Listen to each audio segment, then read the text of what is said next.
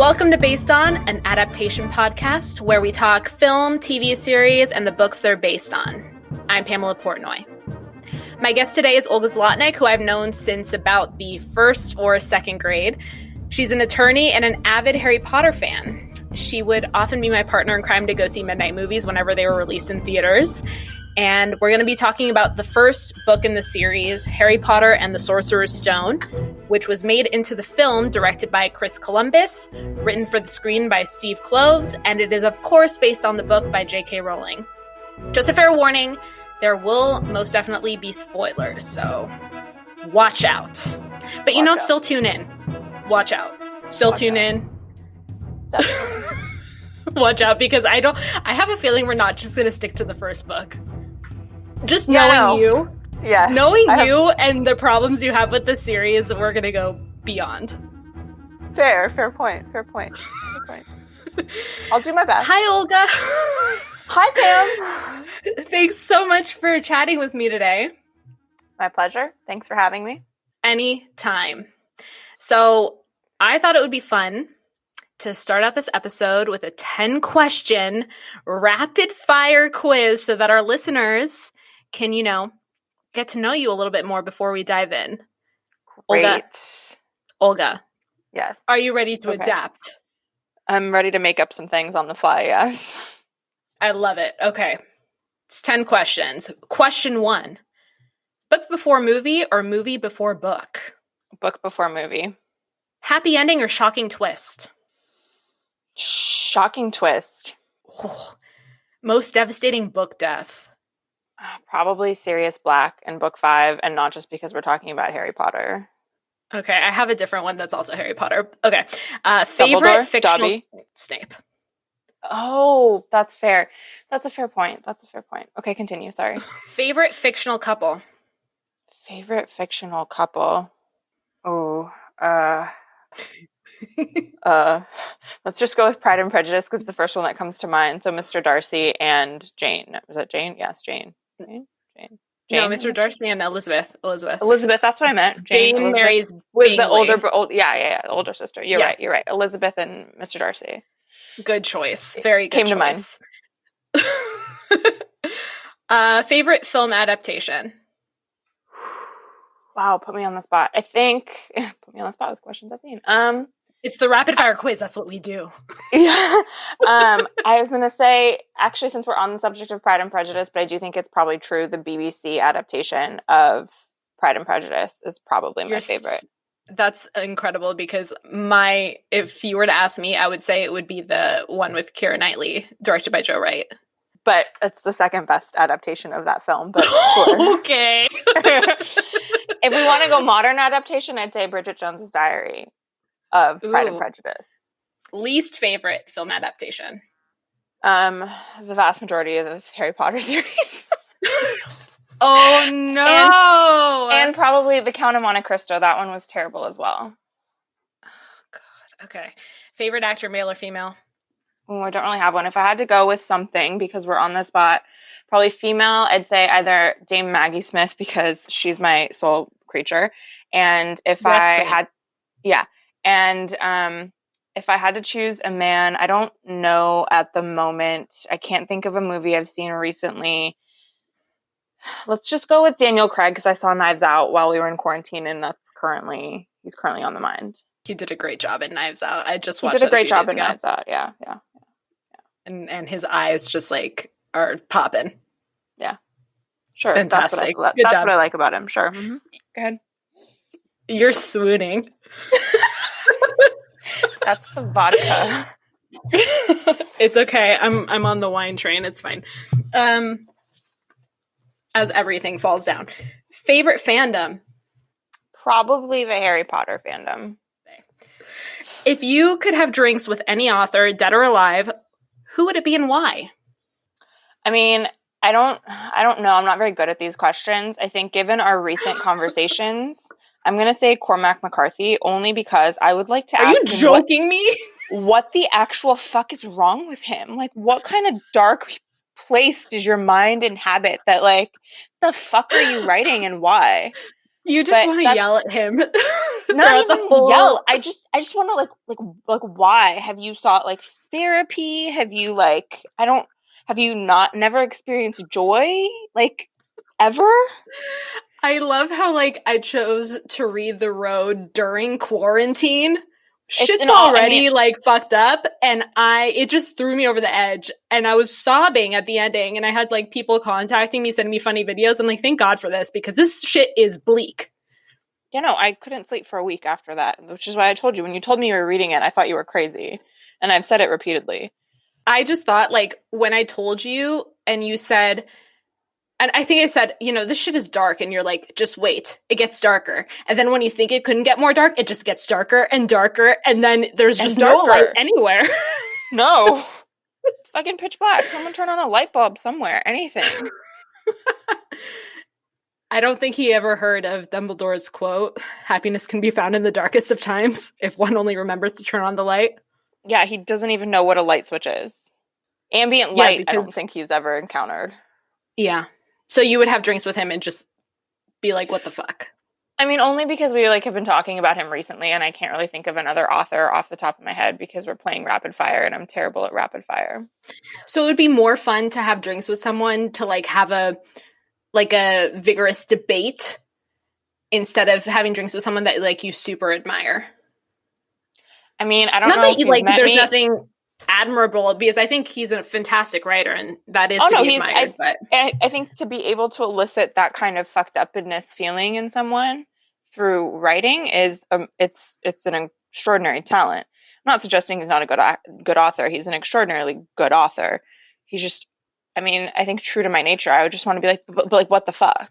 And I would just like to hear him explain what the actual fuck for the period of one dinner session. over wine or whiskey?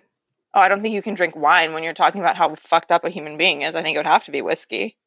Yeah, you need to have some scotch or some bourbon with that man. Yeah. Okay, good answer. I like it. Favorite book or film quote?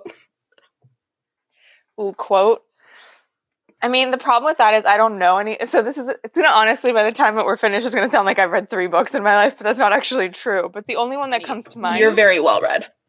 I don't know about well read, but I do read a fair amount. But I think the reason this comes to mind is just because it's one of those rare quotes that I, for some reason, remember. I'm not very good at remembering quotes, but it's a truth universally acknowledged that a man with a fortune must be in want of a wife. And for some reason, that resonates with me for so many reasons. I think in part because I'm at that point in my life where I'm a self-supporting female, and I'm like, yeah, rah feminism, but I'm also kind of like, hello, are there any eligible, like, well-financed bachelors who are in want of a wife?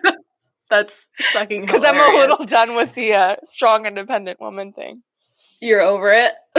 Sometimes, yeah. You do it extraordinarily well. You're just tired. I respect that. Yeah, thank you. I appreciate that. Yeah, thanks.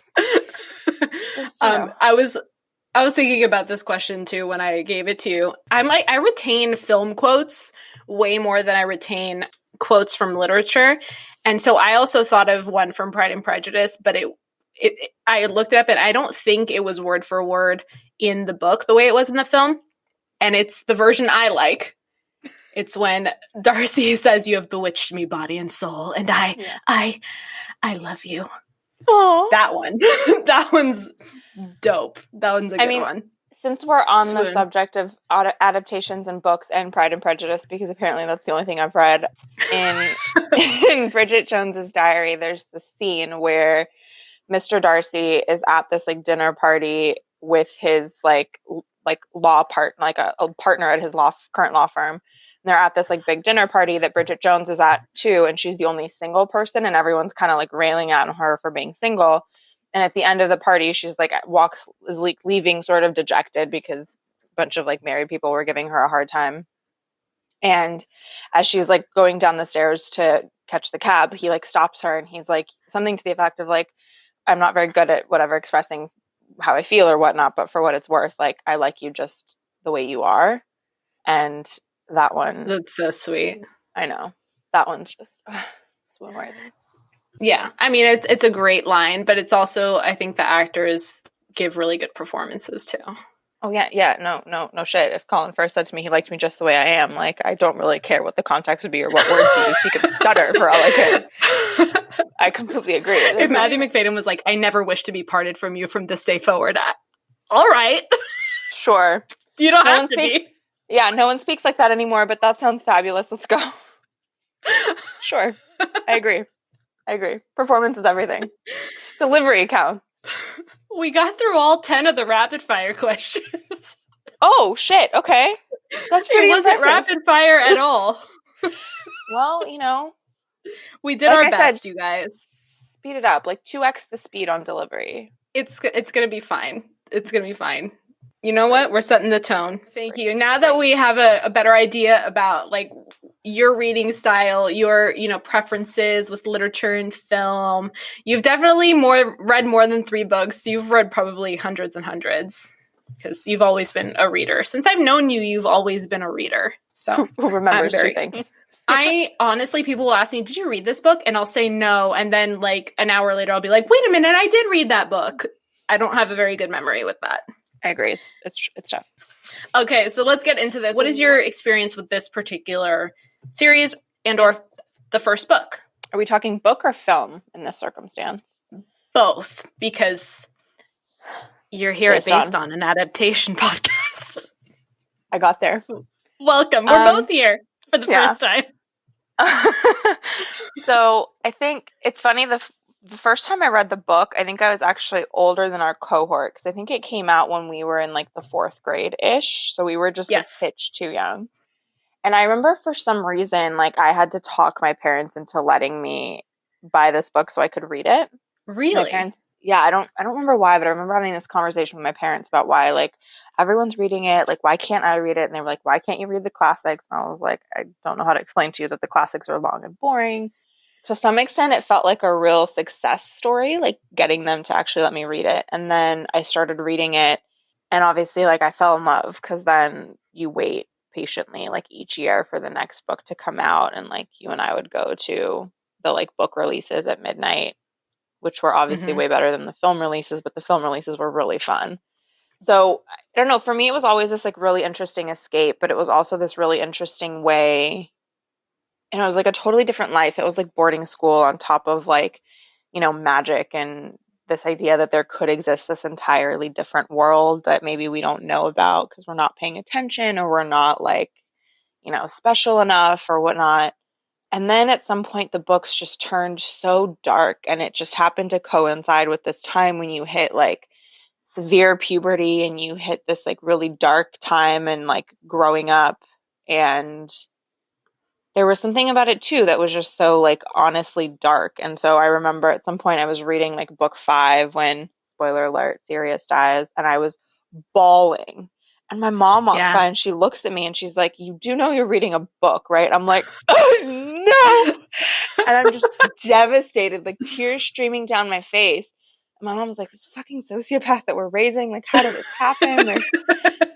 And so for me, in some ways, I don't know, I don't want to say it was like an emotional education, but it was like an education in like all these like, I don't know, I don't think I had confronted maybe like the death of something that I cared about in that sense by that point in life. And so it was sort of an interesting, like there had been deaths in family and whatnot, but none that felt quite as close to this because I felt so invested in the characters in this series in a way I've never felt as invested in any other character. And Harry already had experienced so much loss even before he joined this world and you were on his side the whole time, and he was kind of the lens by which you would view this world. So having that kind of death was even more devastating because it was so teed up for hope. Yeah. Because you thought that he was going to move in with Sirius and that they were going to create a life as a family, and then it was taken away. Yeah, no, definitely. I think it was interesting too because I've reread the books so many times, and I've certainly reread them as I've gotten older. And so perspectives, I feel like, change. And I do have this recollection that the first few times I read the books, because I would try to reread them like as the new one was coming out. So I was like, really up to what was like current on what was going on in the wizarding world. And I just remember there was a lot more innocence that I found in the books when I was reading them when I was younger. And like now Mm. I was rereading book one and I found myself like nearly brought to tears so many times in Hmm. like this very different way. Like when I was a kid, it wouldn't have been quite as emotional.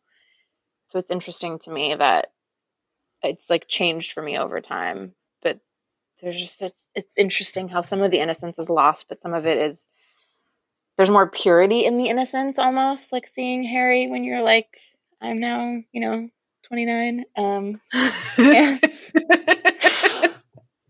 you could get through that without laughing and be fabulous. So sorry. But yeah, I don't know. It's just interesting. So I think my experience has definitely changed, but it's always been a very heavily invested experience in a way that I don't think I get quite as heavily invested in other books that I read. I don't know. Just you close the book at the end of the day and you're like, well, what am I supposed to do now? Like that's a whole life that's lived, a whole world that's come to now a close. So. What parts in particular got you emotional while reading it this week? Oh God. So if in an ideal world, I would have had my paper copies, but I was working with my Kindle copy. Mm-hmm. And so it's kind of hard to sort of flip back to places. But The one moment, pages of my paper copies are thin and very tissue-like and sensitive and fragile. And yeah.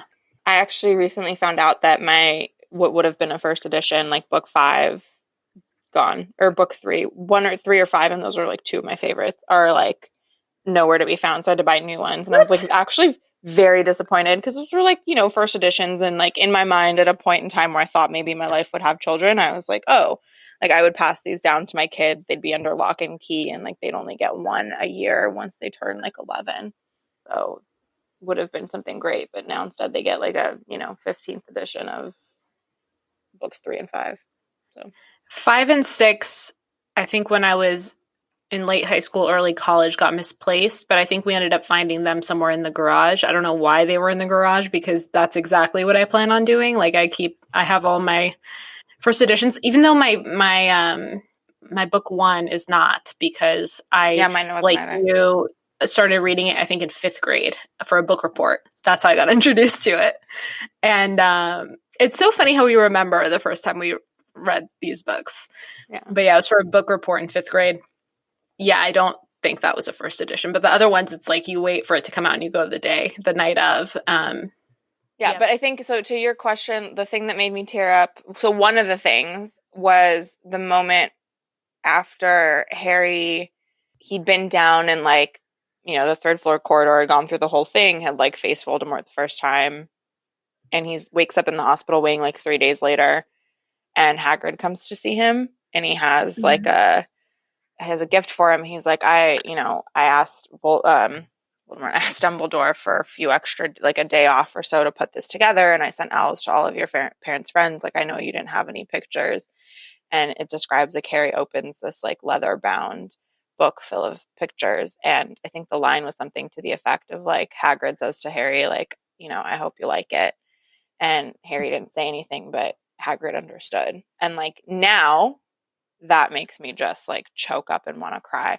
And at the time, I don't think I like felt anything particularly emotional when I read it the first time. Granted, it's been a couple of years since the first time I read it, but like now it's just so much more like poignant and heartbreaking and touching and sweet and like so generous.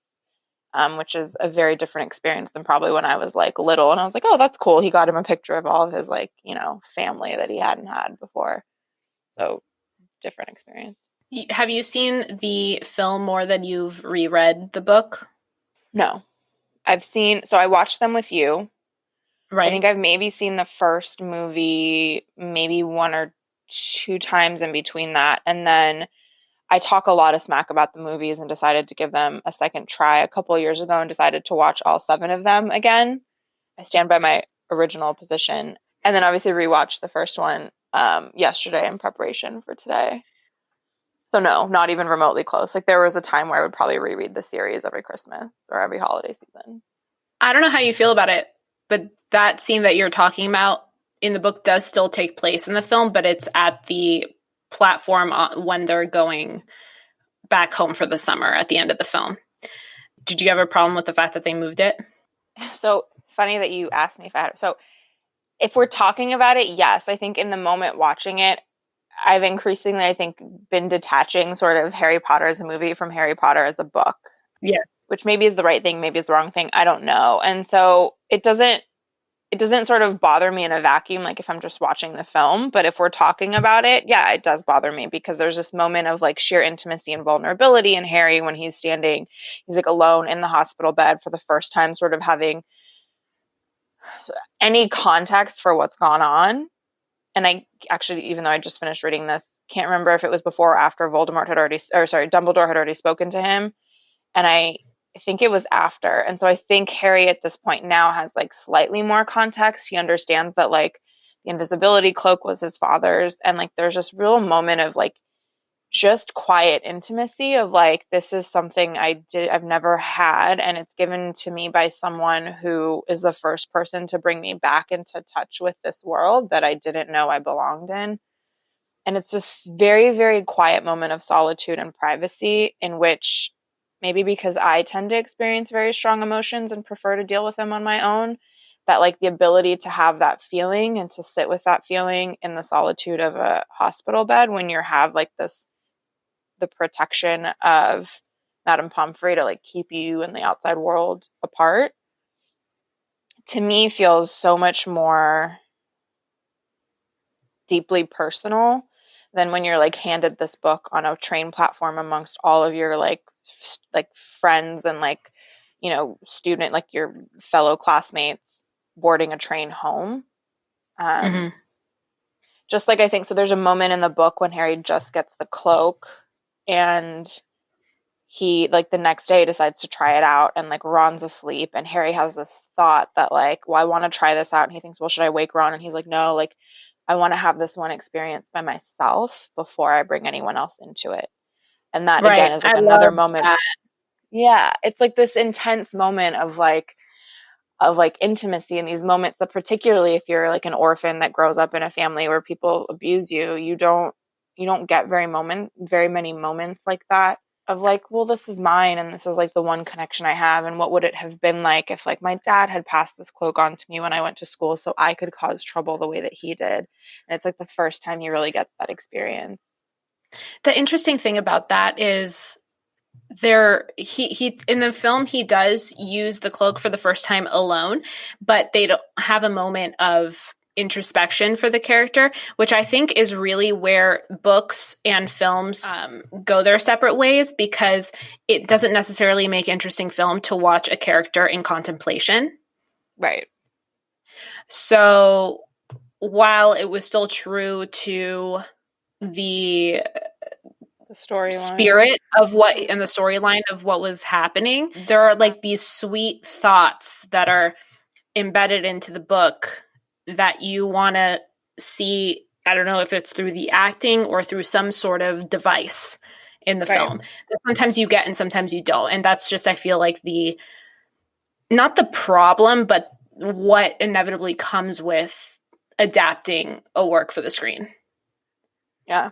So it was interesting because you sent me that link of the interview of Jk Rowling with Steve, whose last name I can't remember, even though I just Kloves, heard you. Steve There you go. Kloves, which I didn't know until I saw that interview, and I didn't like really like do much research into the films until I decided to take on this project. Impressive that it was the same screenwriter working with her throughout the entire series. Yeah. Yeah. And it was interesting because I sat down to watch it and they seemed so in tune, I guess, with one another in terms of how the adaptation was going to work.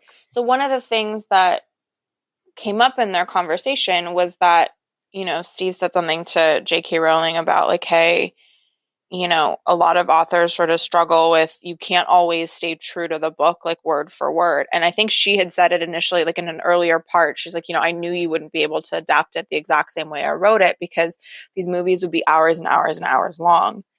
Which And they for would still me, have a market for with right. And people so like then you and me. right. And so it's funny because then like what came up on YouTube immediately after this was an interview with Jk Rowling and Daniel Radcliffe. And he was like, well, yeah, I think if we did do a 6-hour movie one, like there's an audience for that. She's like, yeah, it should Clearly. never happen. And I'm like, no, I don't think you understand. And it was actually interesting to hear her say that, because to me, like, the film adaptation of a book should be, okay, well, let's bring the imagination to life. And so part of, I think, why I prefer book to film adaptation is that there's so much in a book that you can convey, like a depth of emotion and context and history that you can't convey in a movie or in any sort of visual medium. And I think they acknowledged that very beautifully among the two of them when they were talking. And it did give me a little perspective on the films, which is to say, like, it really shouldn't be viewed as, truly this is Harry Potter come to life. It's not. It's like, any other reincarnate. It's like a remix, basically, right? Of the It's a original. different medium. It cannot be a replication just because it is a different medium. Sure. And that for me has always been like the reason why I've hated the films, is because there's so much that I love about the books that just gets left behind, and so much of it is nuanced, and so much of it, and the nuance is, I think, why I love the book series so much. And there's only so much of that you can do through the visual medium in 2.5 hours. Whereas, it takes you like 3.5, 4 hours to read the book. So I think a lot of the time you and I agree on these kinds of things, but I think because I have I will admit you read more than I do. I read a lot, but like, you read more than I do. And I watch a lot of film. And because I have such a love for the medium, I don't know, I feel like I can forgive that stuff really easily. And I really do enjoy the surprises that do come from the medium. Like, there are certain things that the team behind the film is going to discover because of what's available to them when it comes to the technology, when it comes to, special effects, when it comes to dealing with actors. They're going to have a reimagination of the text. And I am equally excited to see what they come up with. It might not be what I was picturing in my head when I was reading the book, but it's a combination of the comfort of the familiar and the little surprises that they leave. I completely agree with you, particularly revisiting. You're like, but not that much surprise. No, it's not even that. I think that I just, maybe because I tend to read the books first, there's something to me about like the honesty of the experience with the book, right? And so whereas film, I think, or even if you think about like plays, right? Like, what came to mind as I was thinking about this yesterday is like Shakespeare, right? Like, that was never really a medium that was never writing that was meant to be read. It was writing that was meant to be acted and experienced. And there's something in that where 100%, I imagine, the Bard would have wanted different people reading his scripts at different times. Yeah, Billy. I think Billy would have loved if people kind of, over time, you have such different experiences for the themes that he wrote and the plays that he wrote, and the spoken word in that context carries so much more, I don't know, meaning as it's acted out with these people who are, professional bring to lifers, if you will. But there's something to me about like books, particularly extraordinarily well written books, where like, okay, this has already been brought to life. So if you're going to choose to adapt it, you either have to completely deviate or you have to be really true. But like, to straddle the middle, to me, is maybe that's what I struggled with. But that said, the counterexample that comes to mind is I used to be a big fan of The Bourne Identity and that entire series. And my dad once found out that it was based on a book. So he went and he read the book. And I remember I didn't bother to read it because I was like, forget it, who cares? But my dad comes back, he's like, book was complete trash. Because you like Matt Damon, right? Right. And so my dad comes back, he's like, the book was complete trash. They did the right thing, like making that into a movie. The movies are way better. And so certainly I think there are contexts in which that's very rare for that to happen, I feel. I mean, I think so, but I wonder, like, I was recently watching, God, you gotta love quarantine. I was watching the 007 series, right? And it happens to be that on HBO right now, they've got like Casino Royale and I think maybe one other of the Daniel Craig movies. And it's your favorite Bond? I think he's grown to be my favorite Bond. He didn't used to be my favorite Bond. It used to be that my favorite Bond was a split between Pierce Brosnan Brosnan and and what's his name? Scottish, beautiful man, Sean beautiful, Connery. beautiful. Sean Connery. Yes. It used to be this like a split between the two of them, and then I like made the mistake of like reading some interview with Daniel Craig, and I think it was like in GQ or something else, and I like read it, and there was like again just great writing by the journalist who wrote this article, but like just describing Daniel Craig and his like mannerisms, and then just describing the like world's filthiest fucking joke, and I was like, okay, yeah, I get it. You're Bond. Just take it, run with it. It's cool. You got this. I'm right behind you. Let's just rewatch all of them. So He is I think quite a man. yeah, no, but like, and so what, but one of the things that I was listening to recently because of quarantine and because all of this is on the TV, it was like an interview, I think, with some of the producers behind the Bond series. And they were talking about like, look, we were trying to reinvigorate the series that had been bogged down in sort of a lot of like visual effects and like panache and like shit that could never possibly happen, which by the way, I rewatched, I think Tomorrow Never Dies or something, which is one of the like I think it's the one with Pierce Brosnan and Halle Berry, and he's like fucking kite surfing on a like falling iceberg. Like that shit's not real. Like it's like the visual effects on that are just excessive. I think I've maybe only saw that one once. I think GoldenEye was what I grew up on. Yeah, and I mean, and like going back and comparing the movies and the producers sort of behind the shop that produces the Bond series, we're talking about, look, we're trying to reinvigorate this series with something a little bit more truthful, going back a little bit more to sort of Ian Fleming's sort of idea of who Bond was. And I've never read an Ian Fleming book, and I wonder now, would I ever be able to read like Ian Fleming and his version of Bond? Because in my mind, like Bond is always like the film version of Bond. Right. I don't know. I don't know. But having listened to that discussion with Jk Rowling and Steve, whose last name I still refuse to remember. Kloves, it's okay. Stevie, I have more appreciation for what it means to adapt a film. And I think I'm more forgiving of the series than I would be, in part because I'm willing to see it through a lens of you tried to bring to life something else, not necessarily bring to life the book, but bring to life an idea. And the idea happens to have all this influence of this series.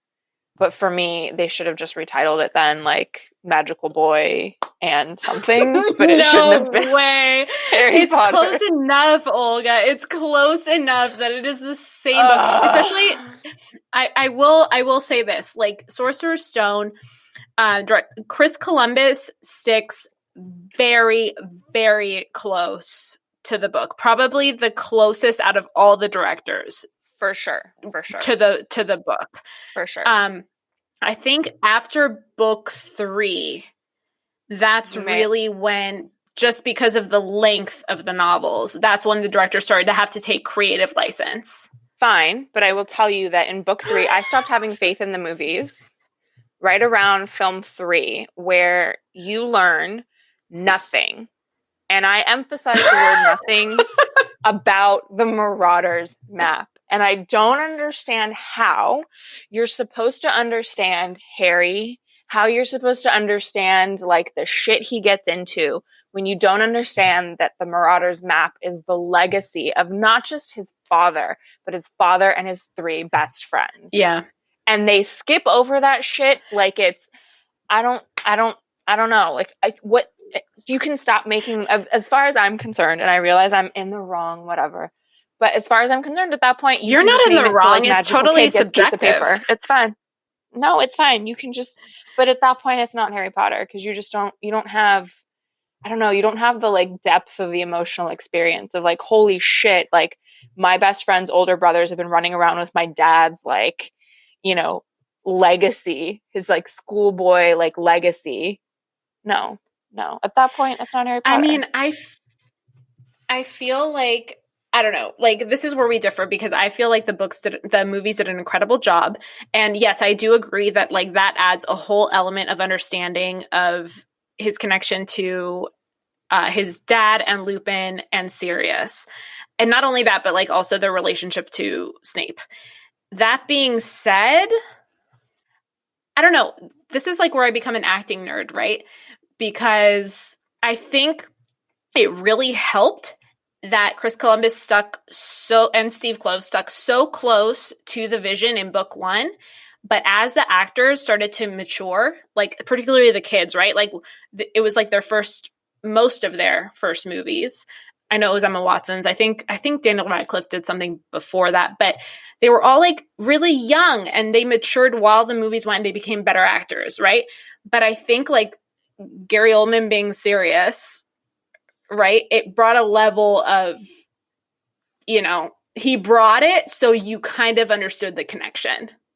Yeah, but and like, also the writing kind of helped, but I don't know why they chose to exclude that. I'm sure like we should get Steve Kloves online and ask, but but think about like how much better you understand the depth of the betrayal of Peter Pettigrew when you understand that he is a Wormtail, which you don't understand. You know what I mean? Like there's so many maybe that's just like the problem with Jk Rowling is she wrote a book that has way too many levels, like way too much depth, way too much like emotion, like great. And so again, they shouldn't have called it Harry Potter and they should have called it Magical Boy in whatever adventure you want to put him in. But it's still good. It's a great film. Standalone film, great like acting, great directing, great effects, great like, the person I've always thought it'd be cool to be the person who goes out and picks where you film things. But like, by book 3, it's no longer Harry Potter and it is. I understand where you're coming from. I just think it's funny. That interview that you and I were watching, she talks about, they both talk about how she was actually the champion of them changing things more than anyone else because she was more than understanding about the medium requiring changes. And I respect the medium of film because I love movies, right? Like My Cousin Vinny, that movie does not play as a book. It doesn't. It just will not. Like there's no one who can play Vinny the way that Joe Pesci does. There's like a reason Marissa Tomei got an Academy Award for that movie. Love that. And I'm all about that as a medium. But to me, it was like taking my childhood, like this was my imaginary world. And it just felt like kind of like this balloon inside of my heart got a little deflated. And so I tend not to watch the movies, which is not at all to poo-poo the director, the screenwriter. Stevie did a wonderful job. Stevie, you're a Yas queen. God. I mean, what can I tell you? And he did this wonderful thing where he was like, yeah, Hermione was always my favorite character. And I'm like, dude, good job me tooing the movement. And like, he's like, I love writing women. And I'm like, great, happy for you. But also you wrote a film series called Magical Boy and it's okay. But we're going to have to agree to disagree. 100%. We're gonna have That's what this is about. Can we just take a moment of appreciation for him, though? Because can you imagine being the guy that has to adapt that into a screenplay? Oh, fuck no. I can't even begin to imagine what it must have been like. To write the series the way that he did it, I think he did a phenomenal job. And I think given that he couldn't literally take verbatim everything that happened in all 7 novels and turn them into film, he did create a very coherent story. He created beautiful writing. Like he did a fabulous job. He wrote a book, a movie series called Magical Boy. Not Magical Boy. It's not Magical Boy. No. Magical Boy and the Adventures of Magical Boy. Absolutely not. In an 8-part movie. No, absolutely not. Okay, speaking of which, I want to know your thoughts on casting. She takes a sip of her drink. So I fell in love with Rupert Grint and Emma Watson. Well, Rupert Grint I fell in love with immediately because I thought he was just the most coquettish Ron you could have ever imagined. And he's so cute. He's adorable. So cute. And he's so lost all of the time in the perfect way that Ron is lost, literally in every moment of his life. He's just so confused. I thought that was fabulous casting. Absolutely amazing. Obviously, Dame Maggie Smith as Professor McGonagall. Yes. Fabulous. No one else. Truly not. And I mean, for a whole host of other reasons, she's just an absolute, just amazing. She's just, I look at her and I'm like, I aspire to be you when I when I grow up, because you're just like, everything rolls off her shoulder, like, take no shit, like, has a comment to everything, and she's seldom wrong. She's just She like, that's what it is. she has a good grasp of her power without trying. I saw her in she played this movie where she played this role where she was in this, it was like a true based on a true story. This author lived in a house and she lived in a van in his house, in his driveway. I think it's even called something like The Lady in the Van or something like that. And she was spectacular. She was just breathtakingly spectacular. I'll have to watch it, and I don't doubt it. And just to know her in, like, you know, things like Downton Abbey, and then to see her in, like, Harry Potter, and I've seen her do interviews where she's like, yeah, I don't watch it, like, no one wants to, I don't care.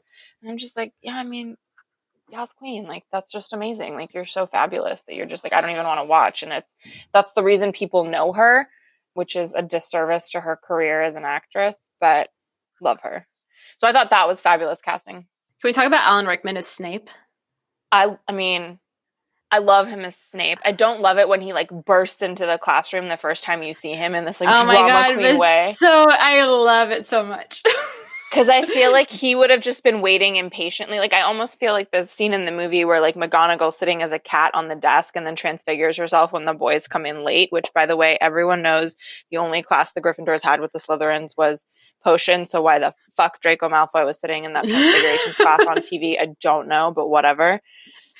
And it's like, that to me seems like more something like Snape would do, where he'd be sitting, like, you'd run in late and be like, oh shit, I'm okay. And then he'd, like, show up and be like, I will teach you how to, like, stop her death. And you're like, great, I'm late. I will teach you how to bewitch the mind and ensnare the senses.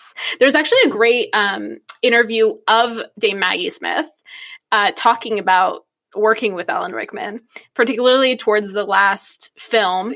Alan Rickman, as Snape, would he would speak in a very calculated manner. And she's like, God, get on with it. Because he'd be like, I will teach you how to bottle fame, brew glory. Very slow. And which I think is very true to the character. Totally. He's, like, very kind of, like, slimy and greasy and kind of a giant dick. And bitter and sad. I'm not discounting that he's your favorite, or that he is tied with Hermione for my favorite. I certainly think that, like, over time, Hermione's character in the films, definitely the choice became increasingly great as the films progressed, because I think Emma Watson sort of really grew into her own as this, like, female character who was like, yeah, I'm a brainiac, but it turns out that, like, I can walk this, like, very narrow line of, like, rule following and rule breaking, and, like, keep in line these two kind of idiots. And certainly that's what you see in Hermione as she grows, and Emma Watson certainly did that. And she was, I thought, just a spectacular kind of annoying in the first movie up until the whole Troll series. Well, that's the whole line and that's one of my favorite quotes of the series. It's like, there are something to the effect of, there are lots of things that can happen to make you be friends. Oh, you got to read it to me. Yeah, hold on. You got to bear with me, because I got to find it in on a Kindle, because heaven forbid that, like, I actually keep my Harry Potter books with me at all times. Oh, I found it. I found it on my thing. Yeah, thank you. There are some things you can't share without ending up liking each other. And knocking out a 12-foot mountain troll is one of them. Yeah, that's fabulous. Yes. Yeah. I will say, though, as far as, like, adaptations go, like, I think that in the books, Jk Rowling, I think, was much more charitable to Hermione in how, like, Hermione became, like, one of the friends, like, how they became the trio. And, like, I think Hermione softened a lot more in the books than she did in the movies, in part because she had more time in the books to sort of, like, you could see them developing, like, oh, all the time they spent in the library, like, looking up who Nicholas Flamel was. And in the books, like, she still has this moment where she shows up, like, right before they're leaving for Christmas. Sorry, in the film, she shows up, like, right before she leaves for Christmas break. And Harry and Ron are playing wizarding chess in the Great Hall, which I think was actually the common room, but whatever. But so she walks up and she's, like, very bossily, like, well, of course you're going to go to the library and go read about Nicholas Flamel, right? But I think in the books, it was much more like an organic growth between the three of them, where, like, they were all agreed that this was going to happen. And so there was this element, I thought, in the first movie where Hermione Granger and the way that Emma Watson, I think, was forced to play her by virtue of the way the script was written was she remained, I thought, a little bit more like bossy and haughty than I think she might have come off to people who had read the book, which is to say she sort of grew into this sort of the adult figure among the trio, like the responsible figure among the trio, but they kind of got there together, which it almost seemed like she was dragging them to where they needed to go in the film. That's honestly kind of a thought that I had too when I was rereading. Hermione in the films is not given as much credit as she is in the book. I think that's right. Particularly, one thing I noticed at the end is when they're getting through the obstacles to get to the Sorcerer's Stone. Something that's beautiful about the films, and it totally lends itself to the medium because there's like a payoff, is that each of them has their kind of shining moment, right? Like Ron does the chess set, Hermione does the Devil's Snare slaying, and then Harry flies the broom, catches the key, and goes on to deal with Voldemort. But in the books, Hermione and Ron both hop on brooms to help Harry catch the key. Hermione handles the potion. Yeah, and so, but even taking a step back, like I thought it was interesting where it took Hermione a second to get her like her wits back about her, because in the Devil's Snare in the book, it wasn't even that like you had to relax, right? Like it had to be you needed light, and there was this moment where she's like, "Oh, that's right, you need light. We need wood. We need wood." And Ron yells at her like, "What do you mean wood? What are you looking for wood? Aren't we like, are you a witch or what?" I actually wrote down a note saying, "This girl wood. What do you mean wood?" That I was gonna also mention, like Ron also is way funnier in the books. I agree. Although Rupert Grint is charming, like beyond fabulous words, and it was fabulous casting. And he's like super cute, and like he's supposed to be ganglier in the books, but like it doesn't matter because Rupert Grint is so charming and cute. But yeah, like Hermione does like fumble a little bit because she knew what to do, but she's like, "Wait, are you not a witch?" Absolutely. And so there was that moment where like flames in the pots. And she needed a moment to sort of get caught up, but then like, you know, the reasonableness of her then going forward where like Ron, like you said, like he has a shining moment with the chess set, which is so nicely set up in the book as like they're playing at Christmas and, you know, Harry's trying to get better. And then I thought the real shining moment of Hermione in the books was like this moment where she's like, so many witches and wizards are just terrible at logic. They would never be able to get past this. 100%. And I thought from Rowling's perspective, it was such a beautiful, like, here's this like brilliant young girl who's like using logic, which like, go you, sweetheart. Like you figured it out. Like, you know, you outbrained everyone. And like Harry doesn't know what to do. He has no idea what to do. And like you figured it out. He wouldn't have gotten where he is. Exactly. And to like cut that out was right. And like to cut that out was in some sense, I mean, I get it. You have to condense it for the movie, but to cut that out was in some ways, I thought a disservice to the character of Hermione. And then she's tasked obviously with like, go save Ron, go like wake his ass up, like go get a broom, go find Dumbledore. Then it starts to get into the question of, okay, why did they cut it out? Was it for time? Or was it because they knew that Hermione would come off as the stronger character and they need Harry to come off as the stronger character? Because it is Harry Potter and the Sorcerer's Stone. Well, in the film, it's Magical Boy and the Adventures of. But it was interesting because one of the things that Jk Rowling said in this interview with Stevie was that you know, Harry is just the vessel and it's really the other characters that kind of shine. And so I do think that because sort of when you're writing the screenplay and you're selling it as Harry Potter, even though it's the adventures of Magical Boy in whatever kingdom. Oh my God, you're going to have to because no. You kind of, I think, are maybe forced when you're writing that screenplay to make Harry Potter kind of the star. And I do think, yes, having this moment where like in a crisis, Hermione is the only reason you got to even face Quirrell and Voldemort is, I think, less exciting than the reality of how that broke out. Look at me, the reality. Jesus Christ, it was all fiction. But I mean, because I would be down to call the book Hermione Granger and the Two Dum-Dums. Like, which would not be an inaccurate description of overall one of the themes of the book. Particularly like with Ron, like in book 6. Let's be real. Hermione Granger and Dum-Dum. I don't know. In like book 4, when he's all upset about like Crumb, and he's like, why'd you go around like, I don't know. That's what I fucking love about Ron, is that he's written as a human being. He is so Right. flawed, and he is human. Well, I think they're all so flawed. That's what I think that's what I think makes this book so interesting, or this series so interesting, is they're all so flawed. Like not a single character in that book, in that series, is perfect or even close to, or even, minimally flawed. Like they're all so broken and so flawed, and it's like Yeah, fabulous. it's beautifully written. What did you think about Harry's casting? I feel like Harry is very controversial. I think I probably fall in the camp of he's not my favorite casting choice. Really? But I think he gets a lot of credit for sort of acting it really well, particularly as he got older and sort Oh of my God, acting. as he got older, first class actor as he got older and older.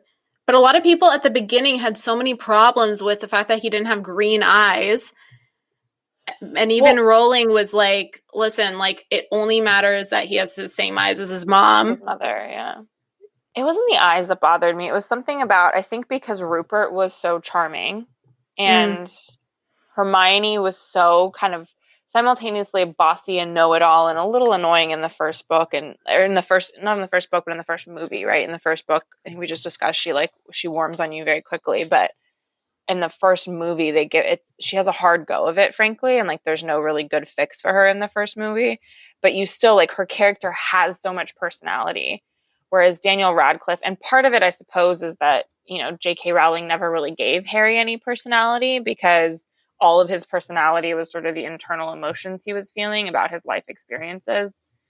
But to me, because it's so hard in film to convey that like mental gymnastics that people do, he just seemed like kind of a dud, which is, I think it would be so interesting to like get a chapter from Ron or Hermione's perspective on Harry's behavior, particularly when he hits like the pubescent, like angsty phase, like right around the time that he got interested in Cho Chang. Because I think the personality that we would get out of him is like, what is wrong with? I think that's fair, right? I think that's fair. Yeah, because I think you just don't get a chance to see Harry for a character as certainly the only reason I think you see Harry as a character when you're reading the book is because you view the world through him and through his eyes. And so you get all of the benefit of getting to see, like, Ron as a personality, even though you have some insight into why Ron feels the way he feels certain things. You don't really get much of that for Hermione, but you get to see her personality, and you get to see her the way you'd meet, like the way I meet and know you, right? Like I know you entirely through interactions with you. I have no idea what goes on in your mind on a regular basis, unlike Harry, where like that's all we have, is we're privy to his ideas and his thoughts and his feelings. And certainly when you're reading, that's not at all boring. When you're watching, it's boring as hell, because like this person has no personality. They're just experiencing the world and watching it happen to them. But it's so key because that's your way in. Right. Certainly through the book. Through the film, I think maybe that was sort of frustrating, as like, I wanted more out of him, or like you were hoping there'd be some interaction between Daniel Radcliffe and Rupert Grint and Emma Watson that would, like, when you put them together, would be some sort of magic that you might not have otherwise been able to see. And so as far as adaptations had gone, if you were going to rewrite Magical Boy and the Kingdom of, you would have at least made the interactions between the trios, given Harry the benefit of a personality, would have maybe been a start. I don't know. Which is, it's rough on Daniel Radcliffe, because I do think certainly as the movies got darker and as they got older, oh my God, he did an incredible job. Yeah, but that first film, a class act. I mean, I have mad respect for Daniel Radcliffe's acting chops, and I really respect that, like, he wasn't the type of actor that was like, oh, well, I got this once in a lifetime role and I am now out of the game. Like, there are so many interviews of him where he talks about how the challenge was that he was booked for the whole 10 years to do this role, that he like didn't get the opportunity to play other roles. That is an actor right there. And so I absolutely love him, and he got only better and better as he grew up. No argument from me. I agree. They all kind of grew. I don't know if I said it earlier or later or when, but like I always talk about how like it would be interesting to get chapters in Hermione's point of view or Ron's point of view so we could see how much of a character Harry is, I particularly when he agree. is anxiety ridden. Yeah. But like not just anxiety ridden, but like when he's making these choices when like the other characters, and this obviously is there's no really good way to have this conversation just based on book one and movie one. But if you think about like future books and future movies where, he makes all these decisions, I think the same way that any human being does, sometimes too rashly, sometimes based solely off of like nerves or concern or like heat of the moment, Or and to pride. be pride, and to make those just to be the people closest to the poor decision maker at the time that he's making those decisions, and to sort of see that from the third party perspective would be extraordinarily interesting. And obviously neither book nor film ever takes us there. We only ever see the world through Harry's eyes, as flawed as those eyeballs are, no pun intended. But lovable. Still No, lovable. certainly lovable, and certainly I don't think the book would be what it was if it weren't for sort of seeing everything through Harry's eyes. But it I just, really I wonder if that's like just demonstrative of Rowling's skill that he's so relatable and that he is the device by which we see the world, because he is probably the character that like most people probably relate to the most. Like there are parts of Hermione that like I really relate to and want to relate to more, but at the end of the day, because we've had the privilege of like looking at the world through Harry, like we automatically relate to him the most. But there are other characters and they're like there are moments in McGonagall that I really relate to, and there are moments in Hermione that I really relate to, and Ron. For sure, Ron's pride, his yeah, ego. Oh yeah, my his ego. god. But It's interesting that I you say totally that relate to though. that. Yeah, so what's interesting to me about what you say though, it's because we get hints, I think, of like how we might have viewed Harry if we were viewing him from the outside. And I think the sorting hat moment in the book is a really good example. And obviously in the film it's the same. And sort of in the film you get the difference of like everything that the conversation between Harry and the sorting hat happens out loud versus just That's inside. one moment where you get to see what's going on inside his head.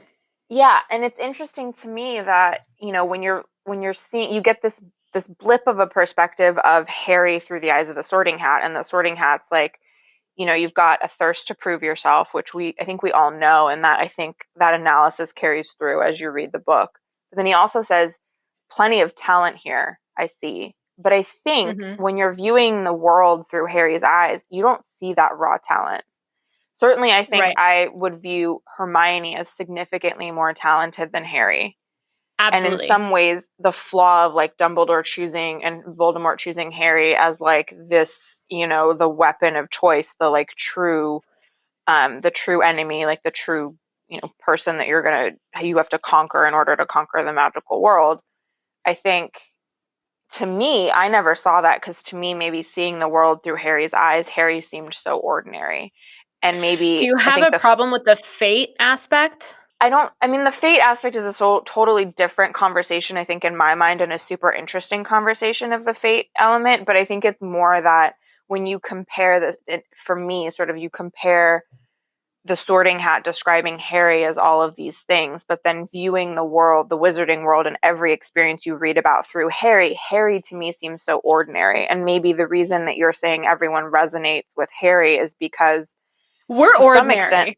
we're all ordinary, but I think also a lot of people have a sense of ordinariness about them. Like they wonder, am I an ordinary rather than extraordinary? And so it's much easier to resonate with that than it is to resonate with the extraordinary, I think. Granted, I don't know, I'm a big fan of self-deprecation in general, but You are. that maybe is a piece of why he feels like he resonates so much, is because there is, I think, an inclination in many people to feel like, oh, I'm so ordinary compared to all these other things. Because again, I think in my mind, Hermione is much more extraordinary than Harry in so many different ways, and she seems so much more talented. And yet we're given this very important clue at the very beginning that Harry is just brimming with talent and skill. Right. so it's just interesting to me that you've got those, in my mind, very competing opinions of one person, and I think it's the opinion that you see the world through that ends up governing your ultimate interpretation of the character, your feelings towards the character. I agree. I also think there's an aspect of there being a little bit of each of them in everybody. Certainly. Like Hermione didn't have the same upbringing as Harry because he did grow up in a household, being abused by, his aunt and uncle and his cousin. But Hermione also grew up in a non-magical household. But with super supportive parents. That's true. So they did have different support systems and legs up. She had a leg up on him in that capacity. But who knows if she was magical from day one or if this came as a complete surprise to her, right? Because he knew that something was off with him, but he just, I don't know if he thought much about it or just threw it out as everyone thinks I'm a troublemaker because these just strange things happen around me. Yeah, that's a fair point. So he did have this talent since he was very little. That's a fair point. And it kind of was bursting out of him like a boiling pot of water. But I don't know if Hermione had the same experience. Hermione is just a hard worker, which is its own brand of talent. Yeah. No, that's a fair point. And she's a fucking powerful witch. Yeah. I hadn't actually considered that, and I think that's actually a very good point. Yeah, I think you completely forget about Harry's sort of natural capacity because you see it through his eyes, and you don't actually know any of Hermione's history. That's a good point. Yeah, you get to see his I'd love to see Hermione growing up. I'd love a little bit of insight into her childhood. That's probably one of the saddest parts of the series. Not to deviate from book one, but when she erases her parents' memories in the last book. That is probably one of the saddest things I've ever read in my life. But in the first book, we get to see Harry, at the zoo, accidentally make the glass disappear between the snake cage and Dudley.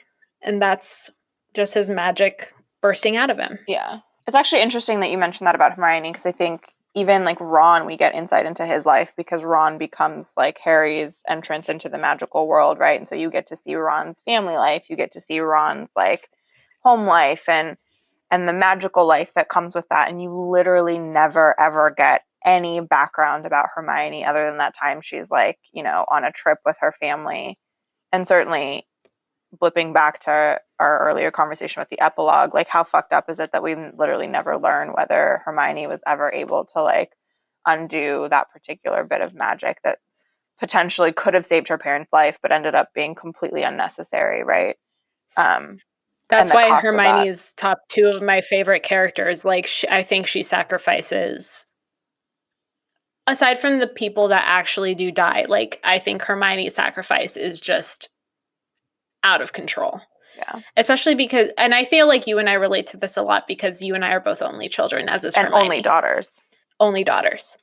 So that hits just in a really profound way for me, and I'm sure for you too. Yeah, of two professional working parents.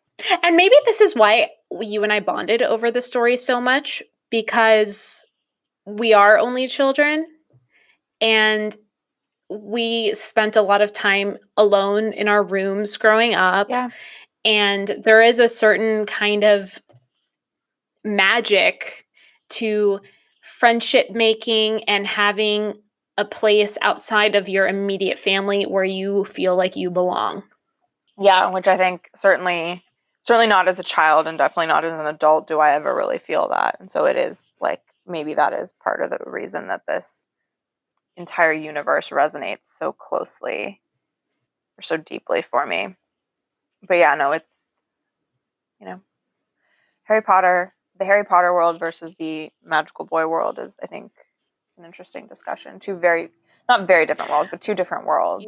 Would the Burrow hit you differently when you were reading? Wasn't that so profound? Having, Hogwarts was one place that was written as an absolute dream. It's this dangerous, magical, mystical world where you can make friends and you try out your skills and you're head of the coop, right? Yeah.